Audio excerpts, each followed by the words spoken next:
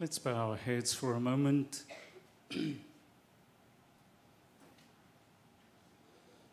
May the words of my mouth and the meditations of my heart be acceptable to you, God, my rock and my salvation. My prayer is that you may speak to us, either through me or in spite of me, but speak to us, O God, and help us to hear what the Spirit has to say to us. Amen. The text for this afternoon that I would like to focus on is from the Gospel of Mark, Mark chapter 14, and these words that we find in verses 32 to 34. They came to an area called Gethsemane. Jesus told his disciples, "Sit here while I pray." He took Peter, James, and John with him. He plunged into a sinkhole of dreadful agony. He told them, "I feel bad enough right now to die. Stay here and keep vigil with me." Now I would like to talk to you about the words, "Stay with me." Stay with me. Today is known as Palm Sunday, and throughout the church, people wave palms. It is a time of commemorating the triumphal entry of Jesus into Jerusalem. It's usually a day filled with hosannas, a glad day. But it's also known as Passion Sunday. Not only Hosanna Sunday, but Passion Sunday. And as the people of old, maybe we came here this afternoon to hear about Jesus riding on a donkey, and we waving our palms, singing our hosannas. But this is also Passion Week. And if we replace ourselves 2,000 years ago, it was quite an earth-shattering week. Sunday, we see the celebration and praise of the people throwing their garments, waving their palms. They fall in front of him like confetti. That was Sunday. But Monday, the fragrance of love will mingle with the coming death of Jesus. And everyone in the house will be shaken. Tuesday, the invitation to die before we die will become the epicenter of our faith. And on Wednesday, Judas' betrayal will reveal the fault line in all of us. On Thursday, we will tremble at the intimacy of touching and washing another's feet and having them touch and wash ours. And on Friday, the earth will quake as a cross of our Creator is plunged into the heart of the earth. The silence of Saturday will cause the gates of hell to shudder and burst open on Sunday. That's the Passion Week, a week of earth-shattering happenings. So we will commemorate that this week. And in our own way, we will relive the story of old, the story told in the Gospels. And it is helpful to think and meditate on those days, that last week of his life. I think what we miss, and what I sometimes miss, is to really get into his shoes, his emotion. You see, we sometimes think of Jesus as God. And then we think, well, if he was God, then the last week, that final week, maybe it wasn't that bad. I mean, he knew that there will be a resurrection. He would have known that it's not all bad.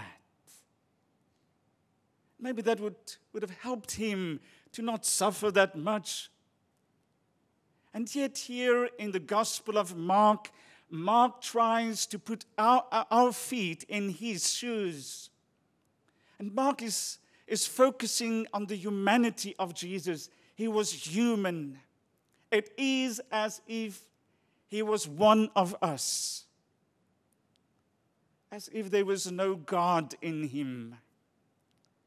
He was one of us, treading the waters of the last week of his life. I wonder what it would have been if I or you today know, well, this is our last week. And we knew this week will be a week of hell. Before Easter, before sunrise, next Sunday, we will be to hell and back. There will be a cross waiting for us. If we had known that these hosannas will turn into crucify hymns, I wonder what will go through our minds, knowing that this afternoon. So think of Jesus as a human, as one of us. He knew what was going to happen, and yet he felt every step of the way. It was for him such a reality. We look at things from the end. It's like we're in a rugby match or a soccer match and we know the score. But Jesus and the people around him didn't know. They walked in the match. They were in the match. It was as if the score was not known. So this afternoon I would like to talk to you about that week, that gap week, that in between Sunday and Sunday, that week of hell, that twilight week, that week that we can maybe talk about it as a red light zone. Now, in my country, when you stop at a traffic light, it turns over green very fast. When I came to Korea, I couldn't believe how long you have to wait for the red to turn to green, and if it's ever going to happen. For them, they were in that state. For them, their lives were at a standstill, and they didn't know what was next. It was a time of in-between, a time of suffering to be. It was that time in Jesus' life where he was at his most fragile. Maybe you experience that in-between time this afternoon. That time after you have heard about a terminal illness. That time that somebody you know and you love is battling cancer or whatever. Maybe you are in that time where there was financial collapse. What suffering it might be, what the problem might be, but you know this is a dark time and you don't know when it will end. Maybe you're not in that time, you're not in that holy week of your life, but you know someone who is in that holy week, that gap week, that in-between, that twilight zone, that coming to a standstill time. So this time, this afternoon, Jesus comes to us. Imagine Jesus next to you today, Jesus here in the audience. What would you say to him? We have much to say. We are such experts when it comes to giving advice and counsel. And here Jesus was. And he was asking one thing. He didn't ask for counsel. He didn't ask for someone to give him an answer for this dilemma, this dark week in his life. He asked one thing and one thing only. Stay with me. Stay with me. Let's stay with him. Let's stay with him when he sits on this donkey and he hears those sinners, and he knew in his heart, those same people will crucify me.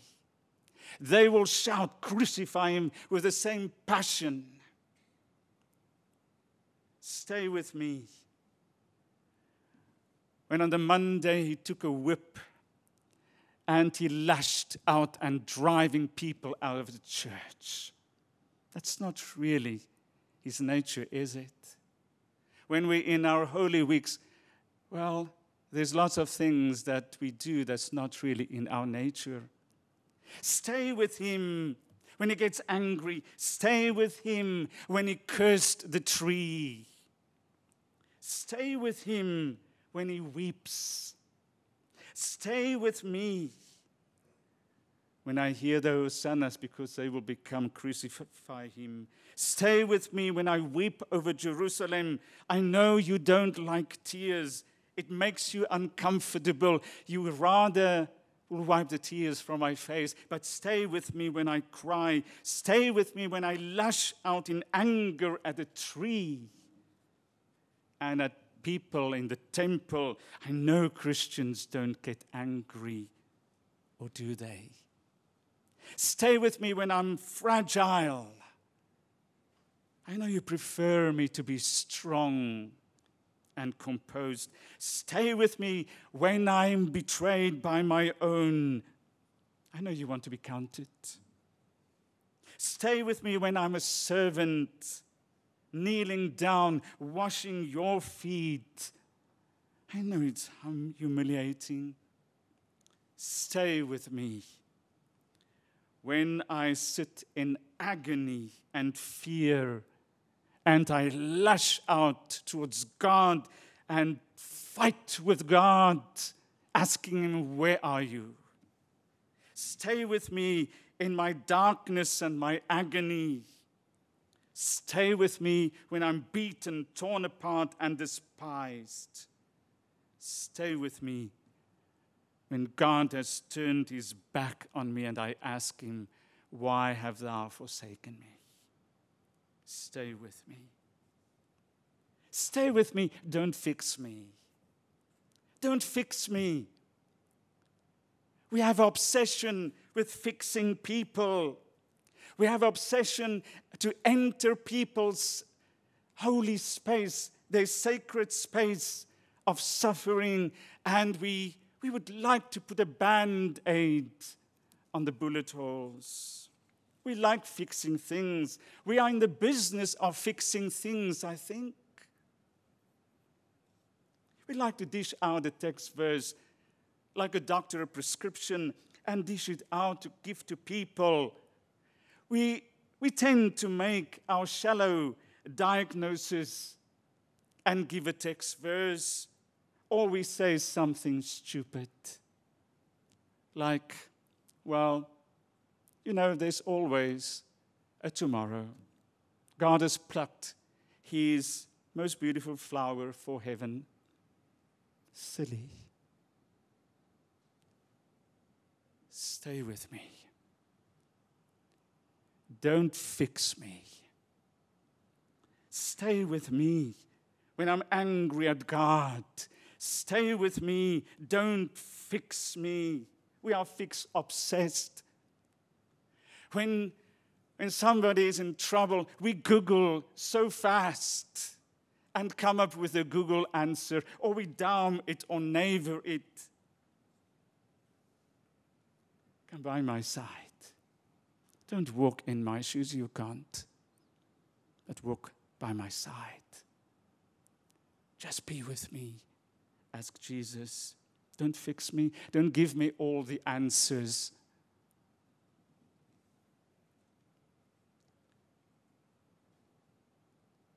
A few years ago, we had this wonderful opportunity.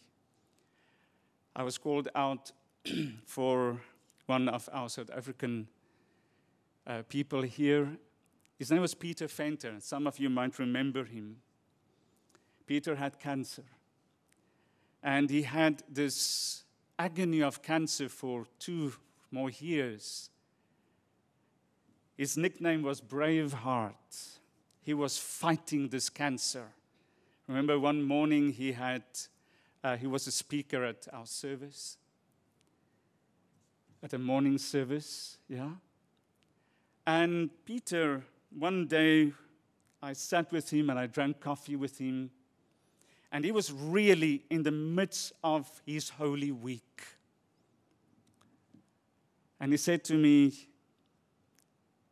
people try to fix me. Please tell them, no. No, thank you. I know what I'm going through. I know that I'm in hell with this. Just be with me. I need someone to hold my hand.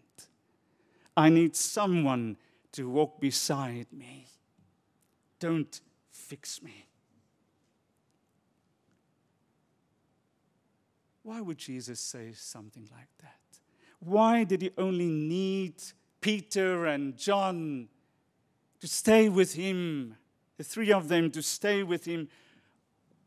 Why not having the answers? Why not having the quick fixes?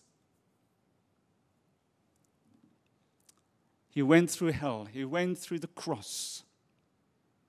And yes, he went through Easter. Do you know why? Because Jesus knew that you and I live in a broken world where quick fixes don't work. Jesus knew, and today he knows that you and I are in a place in our lives, maybe not today, but sometimes we will be, and maybe you know somebody who is in that time of his or her life, and he wants to tell you this. Because I went through this, because I went through the hell of all of this, I can walk beside you. I can stay with you. I can stay with you through the hosannas. I can stay with you because I know you're fragile. I can stay with you if you curse that tree. I can stay with you if you take that whip. I can stay with you if you like Habakkuk and you're lashing out to God. God is not fragile. You can take it. I can stay with you when you're alone. I will stay with you when there's a cross waiting for you. I can stay with you even in hell, your hell. That's the story of Easter. While I'm staying with you, because I was there firsthand, I can whisper in your ear, Easter is coming. Easter is coming.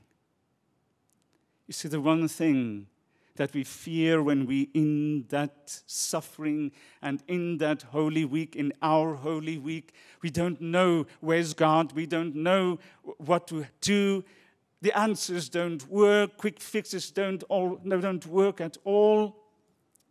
The one thing that keeps us going is to know there will be a tomorrow. Is to know Easter is coming.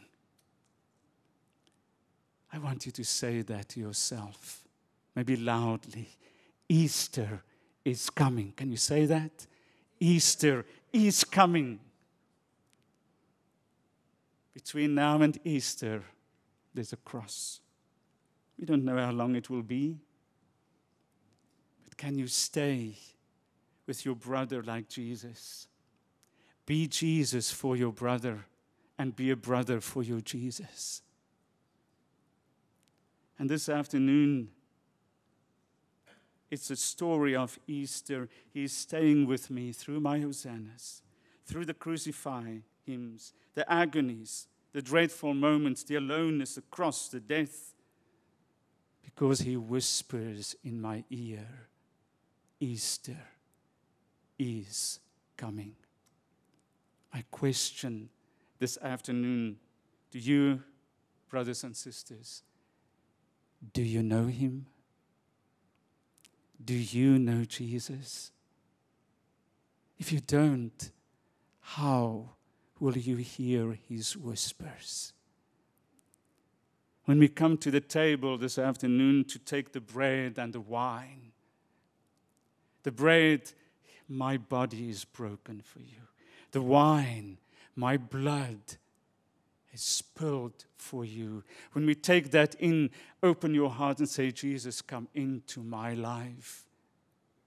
Maybe for the first time, maybe just a renewal to say, Lord, I hear all these quick fixes, but I want to hear your whisper. That will take me to Easter. Easter is coming. Amen.